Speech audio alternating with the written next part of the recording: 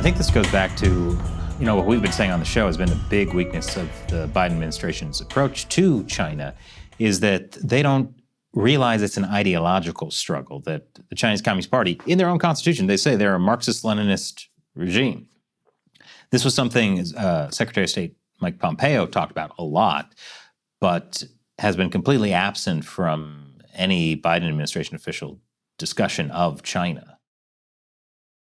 Yeah, and the ideological war is part of unrestricted warfare. If you look at the chart that the two colonels wrote in 1999, ideological war is part of unrestricted war.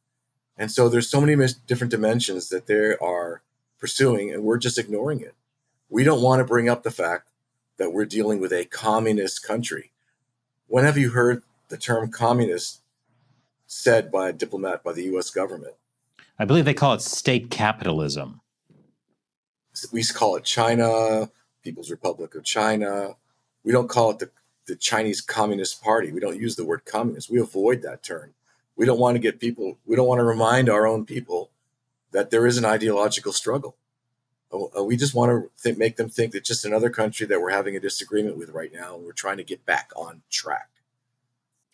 Well, I know this is all, the next big step in this is Taiwan. But before we get to that, just to kind of round out the conversation about the spy balloon and espionage, recently it's been reported that China is building a spy base in Cuba. And this is also a case where the White House first denied it and then later came out saying, yeah, it's true, and China's been using Cuba to spy on the U.S. for a long time. What is happening with the spy base in Cuba? So there's a mixture of truth and falseness in the messaging. The Russians have been in Cuba for a long time with at least two bases that were conducting intelligence collection of SIGINT and any other means that they could along our southern border, from Florida all the way to Texas, and anything they can collect in between. It's also a good location to collect against our satellites because it's close to Florida. I believe after the Soviets were there, China was invited by the Cubans to join the Soviets, and they've been there. Now, what I understand is in the 90s, the Russian government decided to pull the plug on the intelligence collection site and start shutting it down. The Chinese stayed on, and what the new news is, which isn't clear in the press, my interpretation is that what China is doing is going to build a new base to enhance the collection that they want to do against the United States. And in part of that collection is to enhance their ability to target. It's multidimensional. Obviously, collecting intelligence on military, political, commercial, all these different factors. But for example, that spy balloon that was flying over the United States, we mentioned before, could have been communicating with the folks, the PLA folks in Cuba, because it's fairly high and it could communicate with it or uplink and downlink. This is all part of the, let's say, the espionage or the overall intelligence collection that China does. And so they have human collection on the ground in the United States. They have overhead. They have intelligence sites around the United States. And they are needing to increase that collection. Now, part of that collection is also the cyber dimension. For example, trying to enter into, let's say, back doors into banks, into hospitals, into the U.S. government, like the famous OPM compromise, that where they collected someone, or it's presumably the Chinese, got access to everybody in the United States who had a security clearance and every single data associated with them, such as all their friends, etc., and their family. So China is pursuing as much intelligence collection as they can on the U.S. government, the U.S. people, U.S. businesses. And so what they're doing according to my interpretation, is they're enhancing the sight that the Russians, well, first the Soviets and the Russians, had in Cuba.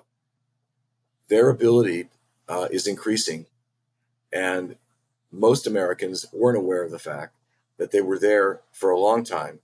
And the difference is they are now increasing that intelligence effort, just like the balloon. So, with all this as background, the Chinese Communist Party making the U.S. seem weak, which it seems it's been in a very weak position. Do you think an invasion of Taiwan is more or less likely now? So, you've had several speakers talk about this before. Look, there's lots of different options that the PLA has, and I believe that the invasion scenario is the probably the most dangerous scenario for them, because they take the highest risk. Because if they lose, like the Russians are, let's say, right now, they're not winning the war in Ukraine. Um, if the PLA doesn't win quickly, uh, the Chinese people and the people around the world will look at China as being weak. So I'm not sure that I believe the most likely scenario is a blockade or something like that. But I don't think right now that all these actions mean that China is going to do an invasion or a blockade in the near term. I think they're pursuing unrestricted warfare, and they're trying to make people think that they're stronger than the U.S. and they're demonstrating that by their actions, whether over the U.S., next to the U.S., or in the Taiwan Strait or around Taiwan. Now, one of the things that they're doing is to showing again the weakness, the psychological effect, is they're sending drones now around Taiwan to circle Taiwan, or at least on the East Coast. That never was done until last August, after Speaker Pelosi came to visit Taiwan. And what that means, again, that messaging is that you're vulnerable. We can fly around we can fly around your country. And I ascribe this behavior, but if you think about how animals, let's say, attack their prey, whether it's a lion or shark. I mean, sharks go around their prey until it's time to attack. This is the same behavior. And whether it's subconscious or conscious, that's what they're trying to do. They're trying to show Taiwan that Taiwan is vulnerable. And by the way, the PLA is doing the same thing for Japan. They're having their ships go around Japan. They're flying around Japan with their bombers, along with the Russians, and they're doing the same behavior, the circling thing, which affects the psychology of the people that they're circling. Again, showing that they're vulnerable, just like the balloon shows that the U.S. is vulnerable. And so these behaviors affect the overall morale of a country and make them feel weaker. And that's just one type of behavior. And I think that these actions show that China is continuing to push.